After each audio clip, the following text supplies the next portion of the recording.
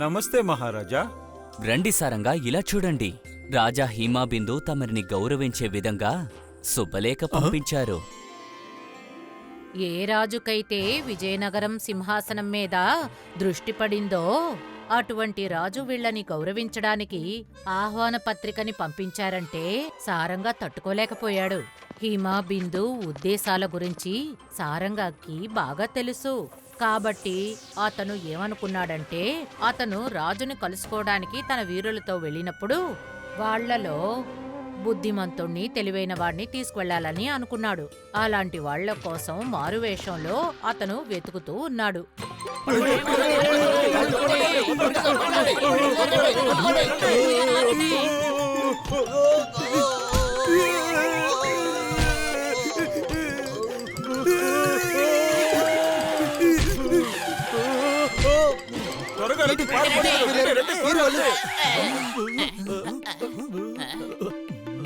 వెళ్ళండియా, వెళ్ళి వాళ్ళని వెతకండి.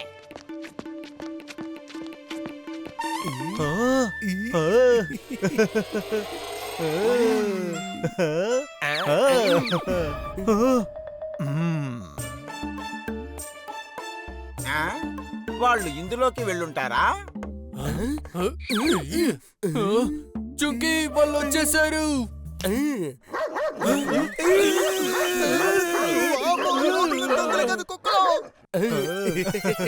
ఎలాంటి బుద్ధిమంతుణ్ణి, తెలివైన వాడిని సారంగా వెతికాడో వాళ్ళు చుంగి ముంగి రూపంలో అతనికి దొరికారు. సారంగా వాళ్ళని తనతో వచ్చే వాళ్లతో కలుపుకున్నాడు. ఆ సమయంలో రాజా హిమబిందు శిబిరం విజయనగరం సరిహద్దుల దగ్గరే ఉండేది. కానీ విజయనగరాన్ని గెలవడానికి వాళ్ళు పన్నిన ఏ కుట్ర సారంగా తెలివితేటల ముందు నిలబడలేకపోయింది. ఆ సారంగా ముందు మనం రాజ్యపాలన చేయలేకపోతున్నాం, కూటమి రాజకీయం చేయలేకపోతున్నాం. తర్వాత మహారాజా, ఒక శుభవార్త. ఆ సారంగా మనం పంపించిన శుభలేఖని స్వీకరించారు. మనం ఆయనకి బ్రహ్మాండమైన ఆహ్వానం పలుకుదాం. అప్పుడు ఆయన కాదని చెప్పలేరు.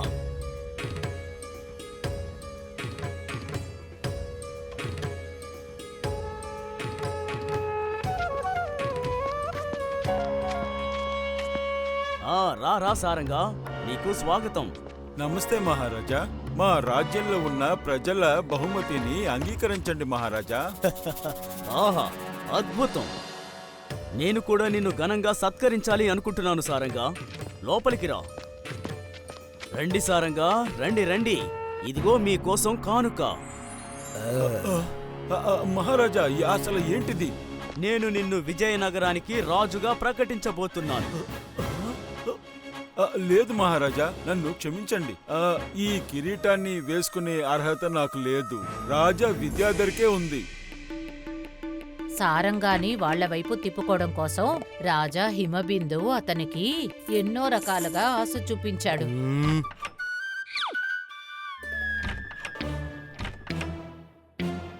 స్వీకరించు సారంగా. వద్దు మహారాజా. ఇంకా చూపించండి.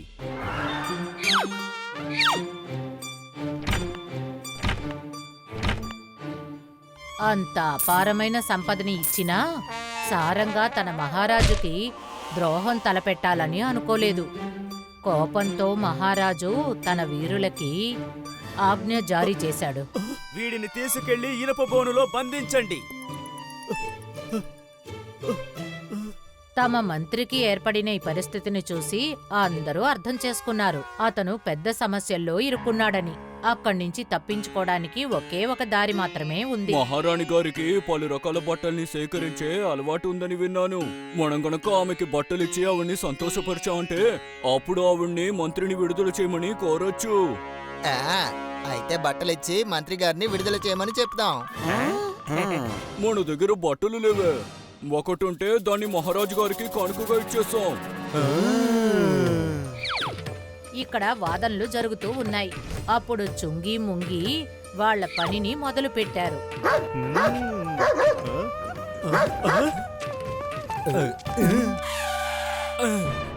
శబ్దం ఇటువైపు నుంచే కదా వస్తుంది. అక్కడికి వెళ్ళి చూద్దాం.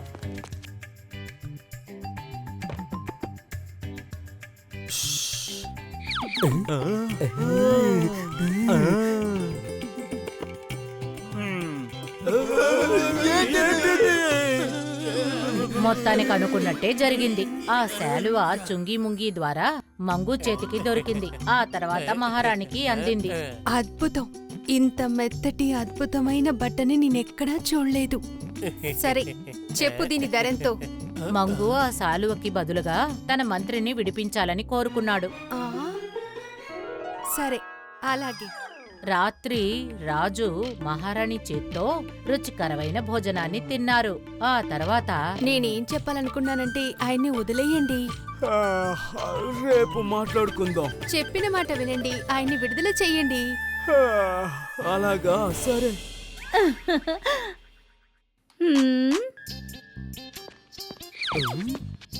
సూర్యోదయం కాగానే సారంగుణ్ణి మర్యాదలతో విడుదల చెయ్యండి. ఏంటి? చూడండి, ఇది మహారాజు గారి ఆజ్ఞ. అలాగే. కానీ ఇక్కడ ఇంకా ఒకే ఒక సమస్య ఉంది. అతను తెల్లవారక ముందే ఇక్కడి నుంచి వెళ్లే తీరాలి. ఎందుకంటే తెల్లారగానే అతని రహస్యం తెలిసిపోతుంది. ఎందుకంటే ఏ శాలువనిచ్చైతే సారంగాని విడిపించారో అది మహారాజు గారికిచ్చిన కానుక. ఇలాంటి క్లిష్టమైన పరిస్థితిలో ముంగికి ఒక ఆలోచన తట్టింది.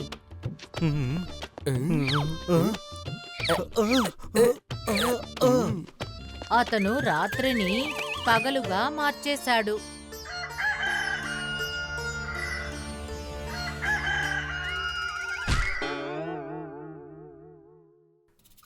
ఈ రోజేంటి చాలా తొందరగా కోడి తెల్లవారిపోయింది. కూతను విని వీరులు మాత్రమే కాదు, రాజు హిమబిందువు నిద్ర కూడా చెడిపోయింది. తెల్లవారిపోయింది, కోడి కూసేసింది. ఇప్పటికైనా మంత్రి గారిని విడుదల చెయ్యండి. సరే సరే.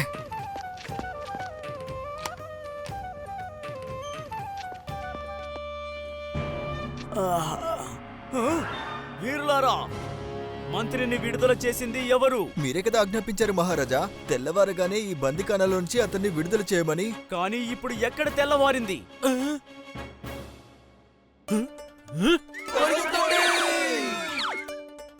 వెళ్ళి వాళ్ళని పట్టుకోండి. వాళ్ళు ఇటువైపే కదా వెళ్ళారు. ఎక్కడికి వెళ్ళుంటారు?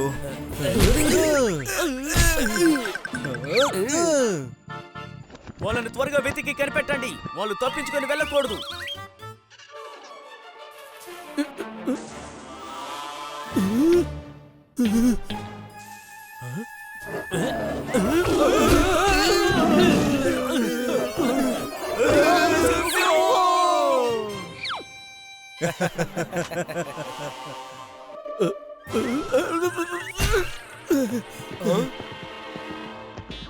రాజుగారు వచ్చారు, తొందరగా పారిపోదా. వాళ్ళని పట్టుకోండి.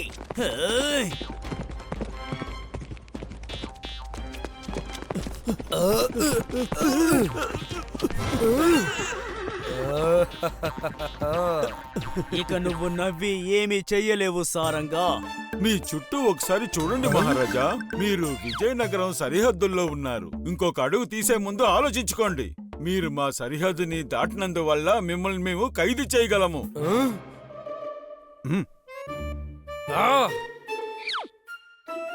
ఆ తర్వాత ఇలాగే సారంగా ఇంకా చుంగి ముంగీలు రాజుగారి కుట్రను చెడగొట్టారు. ఇలాంటి సందర్భంలో మీ అందరికీ నేను కొబ్బరి బండ కొట్టిస్తాను.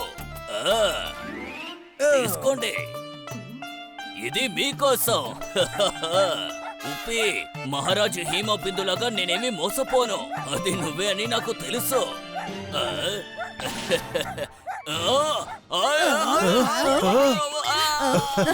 అరే, నాకు కూడా బోండం ఇస్తారని మొరిగాను, మిమ్మల్ని భయపెట్టడానికి కాదు.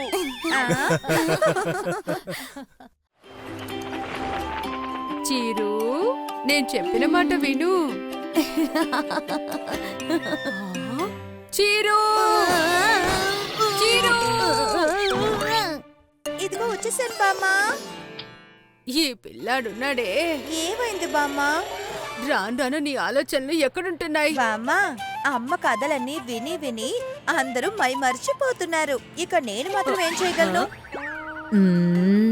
ఏంటిది? ఎప్పుడు చూసినా అమ్మ కథ వినాలి, అమ్మ కథలను చదవాలి. అరే అప్పుడప్పుడు నేను చెప్పేది కూడా విను. వినబడింది బామ్మ, వినబడింది. మీరు నీళ్ళు అడిగారు కదా. ఆ, ఇదిగోండి నీళ్ళు. నీళ్లు కాదు చీరు, మాత్ర. రత్నాకి తలనొప్పిగా ఉందట. నువ్వు ఇక్కడే ఉండు, నే వెళ్ళి తనకి మాత్ర తీసుకొస్తాను. లేదమ్మా, మీరిక్కడే కూర్చోండి. నేను నా సైకిల్లో వెళ్ళి వెంటనే మాత్రలు కొనుక్కొస్తాను. సరే వెళ్ళి తీసుకురా. త్వరగా రా, మర్చిపోకు. ఆ? ఇదిగో డబ్బు. చీరు దేన్ని మర్చిపోడు బామ్మ. ఇదిగో నేను ఇప్పుడే వెళ్ళి ఇప్పుడే వచ్చేస్తాను. అంతవరకు మీరు రెస్ట్ తీసుకోండి. అసలు వీడి ఆలోచనలు ఎక్కడుంటాయో ఏంటో.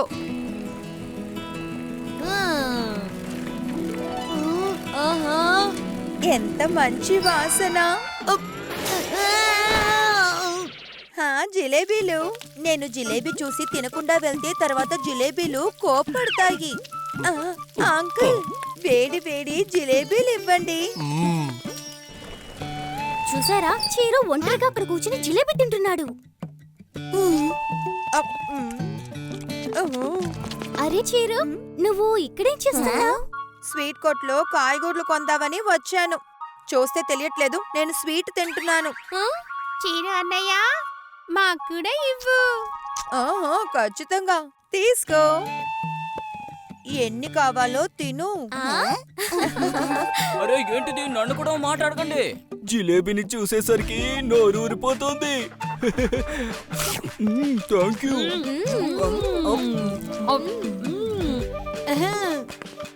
అంకుల్, ఇదిగోండి డబ్బులు. వావ్ చీరు, ఈ జిలేబీ అచ్చా అమ్మ చెప్పే కథలాగా తీయగా ఉంది. ఓ నో, అమ్మ అంటే గుర్తొస్తోంది. మాత్ర డబ్బులు ఖర్చు అయిపోయాయి కదా. ఇప్పుడు నా కథ ముగిసింది. ఏమైంది? చీరు, నిర్లక్ష్యంగా ఉండడం మంచి విషయం కాదు. నేనిక్కడ ఉన్నాను కాబట్టి నేనే రత్నకి మాత్ర తీసుకొచ్చిచ్చాను. సారీ అమ్మా, సారీ బామ్మ. ఇక మీదట ఇలా ఎప్పుడు నేను చెయ్యను. ఏమైంది చీరు, ఇంత వేగంగా పరిగెత్తుకుంటే ఇక్కడికి వచ్చావు? ఇంకేం చెయ్యాలి, ఒకే ఒక్క పని చెప్పాను, దాన్ని చెడగొట్టాడు. పర్వాలేదు, వదిలే రత్న. చీరు తన తప్పుని తను తెలుసుకున్నాళ్లే.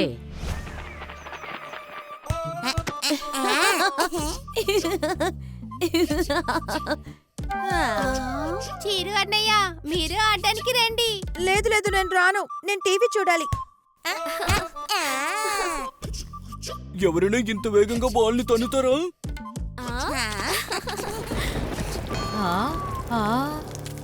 నూనె, చీరు, ఈ పిల్లలు ఎక్కడికి వెళ్ళిపోయారు?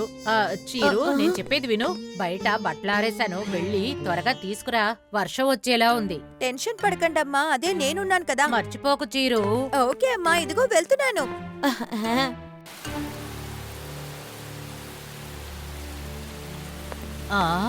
ఓహో, అన్ని బట్టలు తడిచిపోయాయి.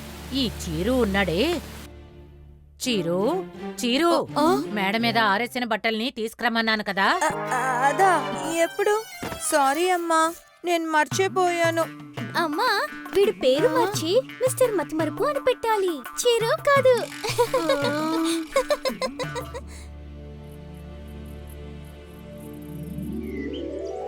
ఆహా, ఈ రోజు బాగా ఎండ కాస్తోంది. ఏ చీరు, నూనె బాబు ఎక్కడికి వెళ్ళారు? వాళ్ళు బామ్మని చూడ్డానికే వెళ్ళారు. సరే, ఇలా చూడు బాబు, పచ్చడి పెట్టడానికి మామిడికాయలు ఎండబెట్టాను. జాగ్రత్తగా చూసుకో. ఈలోగా నేను వెళ్ళి రత్నాన్ని చూసొస్తాను.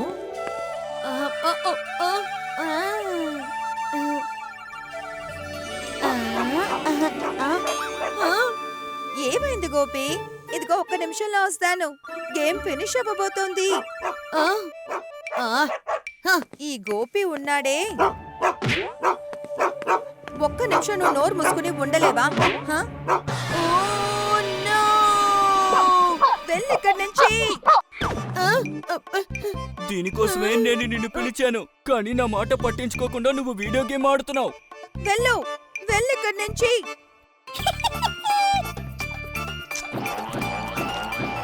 ఇప్పుడు నువ్వే అమ్మకి సమాధానం చెప్పు.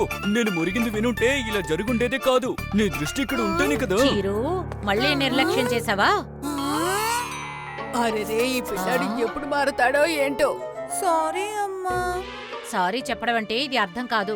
నువ్వు తప్పు మీద తప్పు చేస్తూనే ఉంటావు, తర్వాత సారీ చెప్తూనే ఉంటావు. నువ్వు సారీ చెప్పడం వల్ల పోయిన మామిడికాయ తిరిగి రాదు కదా. నా మాట విను. నువ్వు ప్రతి ఒక్కరి దగ్గర సారీ అడగడం కంటే సారీ అని ఒక కార్డ్ పెట్టుకో, దాన్ని అందరి చేతికి ఇచ్చి వెళ్ళు. Rock paper scissor. హే, నేనే గెలిచాను. అమ్మా, నీకేమైంది? ఎందుకు అరుస్తున్నావు? ఇప్పుడెవరికి ఇబ్బంది కలిగించావు? అమ్మా, అమ్మ రేపు స్కూల్లో పిక్నిక్ తీసుకువెళ్తున్నారు. కానీ అందరూ వచ్చేటప్పుడు ఇంట్లోనే వంట చేసుకుని తీసుకురావాలని చెప్పారమ్మా. అమ్మ బాబోయ్, ఇలా చెప్తే మాత్రం అస్సలు పనికిరాదమ్మా. మీరు నా కోసం స్పెషల్ గా సాంబార్ చెయ్యాలి. ఎందుకంటే నేను మాటిచ్చాను ఈ ప్రపంచంలోనే బెస్ట్ సాంబార్ తీసుకొస్తానని. అలాగా? సరే.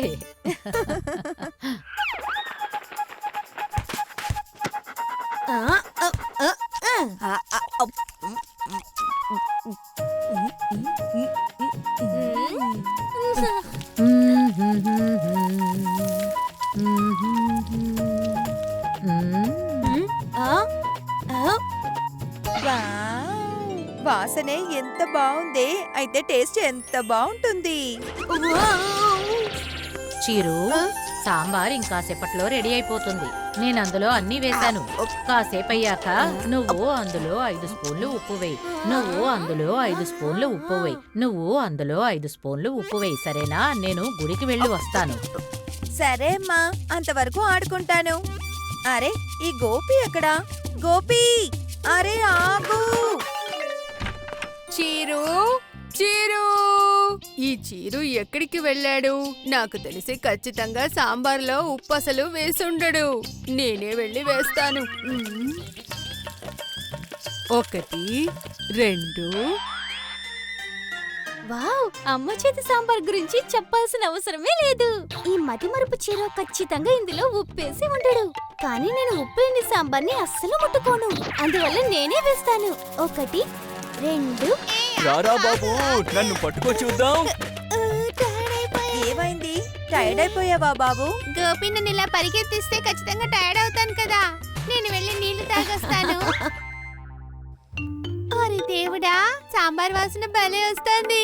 ఖచ్చితంగా చీరు అన్నయ్య ఆటలో పడి సాంబార్లో ఉప్పు వేయడం మర్చిపోయి ఉంటాడు. అన్నిటినీ అలా కదా మర్చిపోతాడు. నేనే వేస్తాను. 1, 2. రండమ్మా, రండి.